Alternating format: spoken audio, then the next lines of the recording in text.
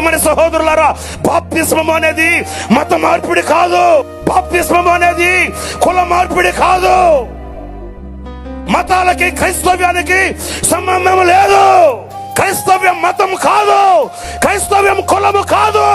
క్రైస్తవ్యం పవిత్రమైన మార్గం, మనిషికి మమతను నేర్పగలిగిన మార్గం, మనిషిని మనిషిగా నిలబెట్టగలిగిన పవిత్రమైన మార్గం క్రైస్తవ్యం. తెలియని వాళ్ళు కొందరు క్రైస్తవ్యం మీద బురద జల్లడం తప్ప క్రైస్తవ్యం మతం కాదు. క్రైస్తవ్యం మతాల జోలికి వెళ్ళదు. ఎందుకంటే మతాలలో మనిషికి మార్పు లేదు. మతాలలో మనిషికి మార్పు లేనప్పుడు మతాల జోలికి వెళ్ళవలసిన అవసరం లేదు. మనిషి మతం కాదు మారాల్సింది, మనిషి మనసు మారాలి. ఆ మనిషి మనసును మార్చగలిగిన మహనీయుడు ఒకే ఒక్కడు. ఆయన పేరే నజరేయుడైన, అందరూ చెప్పండి, నజరేయుడైన, నజరేయుడైన, నజరేయుడైన యేసు.